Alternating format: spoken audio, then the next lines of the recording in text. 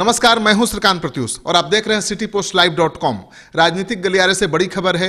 जिस तरह से एनडीए के अंदर सीटों के बंटवारे को लेकर घमासान मचा हुआ था, उसी तरह का घमासान महागठबंधन में भी मचा हुआ है। अभी तक खरमास बीत जाने के बाद भी सीटों को लेकर तालमेल नहीं हो पाया है। कौन पार्टी कितनी सीटों पर लड़ेगी, किस पार्टी को कौन सी सीट मिलेगी, ये तय नहीं हो पाया है। अब तक तो खरमास का हवाला देकर महागठबंधन के नेता बात को टाल रहे थे, लेकिन अब तो खरमास गुजर गया और अब 7 दिन हो गए, लेकिन फैसला नहीं हो पाया। लेकिन इस बीच तेजस्वी यादव, लालू यादव के छोटे पुत्र जो पार्टी की कमान संभाल रहे हैं, उन्होंने उत्तर प्रदेश में मायावती और अखिलेश प्रसाद के बीच हुए गठबंधन की तारीफ करके ये संकेत दे दिया है कांग्रेस को कि अगर ज़्यादा सीटों की मांग पर कांग्रेस अड़ी रही तो उत्तर प्रदेश जैसी ही स्थिति बिहार में पैदा हो सकती है। यानी जिस तरह से उत्तर प्रदेश में मायावती और अखिलेश यादव ने आपस में मिलकर सीटों का बंटवारा कर लिया और कांग्रेस को छोड़ दिया, उस तरह की नौबत भी आ सकती है। हालांकि उन्होंने सीधे ये नहीं कहा, उन्होंने ये कहा कि कांग्रेस में क्षमता है विपक्ष का नेतृत्व करने की। कांग्रेस ही सबसे बेहतर पार्टी है जो पूरे विपक्ष का देश भर में नेतृत्व कर सकती है, लेकिन उसे इसके लिए बड़ा दिल दिखाना पड़ेगा, यानी ज़्यादा सीट की जीत छोड़नी पड़ेगी। उन्होंने कहा कि क्षेत्रीय पार्टियों को ज़्यादा अहमियत देनी पड़ेगी, क्योंकि क्षेत्रीय पार्टियां अपने क्षेत्र में ज़्यादा मायने रखती हैं और उनमें वोट ट्रांसफ़र कराने की ज़्यादा क्षमता होती है। और क्षेत्रीय पार्टियां अपने जन समर्थन के आधार पर उसके हिसाब से अगर चुनाव लड़ती हैं तो ज़्यादा सफलता की संभावना रहती है। उन्होंने कहा कि ज़्यादा से ज़्यादा सीटें जितना मकसद है और महागठबंधन का कोई भी दल अगर ज़्यादा से ज़्यादा सीटों पर विजयी होता है तो उससे कांग्रेस की ही ताकत बढ़ेगी, क्योंकि कांग्रेस ही विपक्ष का नेतृत्व पूरे देश में करने वाली है। लेकिन कांग्रेस को अपनी जीत छोड़नी पड़ेगी और उसे बड़ा दिल दिखाना पड़ेगा। दरअसल कांग्रेस बिहार में 19 सीटों की मांग कर रही थी, फिर 15 सीटों पर आ गई और अब कह रही है कि 12 से कम सीटें तो चाहिए ही नहीं, क्योंकि पिछले चुनाव में उसे 12 सीटें मिली थीं।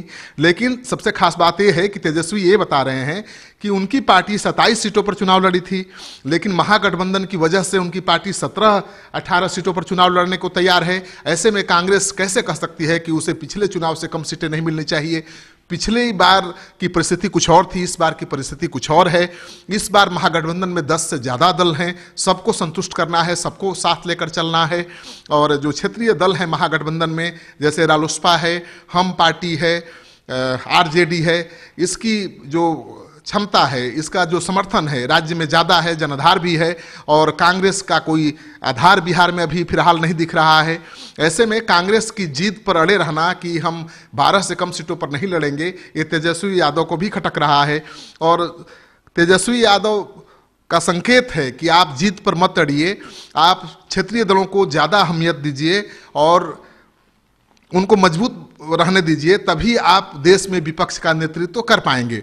उन्होंने कहा कि उनके ऊपर आरोप लग रहा है कि उत्तर प्रदेश में मायावती और अखिलेश से मिलकर उन्होंने कांग्रेस पर दबाव बनाया है, तो ऐसी रणनीति उनकी नहीं है, उनकी ऐसी कोई मंशा नहीं है। वो चाहते हैं कि कांग्रेस के साथ चला जाए, कांग्रेस के नेतृत्व में ही काम किया जाए।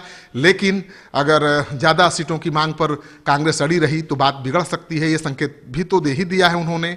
और इसमें शक की कोई गुंजाइश नहीं कि कांग्रेस अगर 7 सीटों पर या 8 सीटों पर लड़ने को तैयार नहीं हुई तो उत्तर प्रदेश की तर्ज पर ही यहाँ पर कांग्रेस बाहर हो सकती है महागठबंधन से और उसे अकेले ही चुनाव मैदान में उतरना पड़ सकता है। लेकिन क्या होगा जब कांग्रेस अकेले चुनाव मैदान में उतरेगी? दरअसल बिहार में कांग्रेस का जनाधार है नहीं, अपने पैर पर कांग्रेस खड़ा होने की स्थिति में भी नहीं है। ऐसे में अगर अकेले लड़ती है तो उसे भारी नुकसान होगा, शायद ही कोई सीट वो जीत पाए। लेकिन महागठबंधन के साथ अगर मिलकर लड़ती है तो ज़्यादा सीटों पर उसे सफलता मिल सकती है, ये कांग्रेस को भी पता है। लेकिन कांग्रेस के दिमाग में ये बात बैठी हुई है कि जिस तरह से 3 प्रदेशों में कांग्रेस की सरकार बनने के बाद राहुल गांधी का ग्राफ बढ़ा है, कम सीटों पर समझौता करने पर उनका ग्राफ नीचे आ सकता है। और जो दूसरे दल हैं वो कहेंगे कि कांग्रेस बिहार में बिल्कुल मजबूत नहीं है, जनाधार वाली पार्टी नहीं रही, या उसे विश्वास नहीं है, वो समझौता कर रही है, झुक रही है।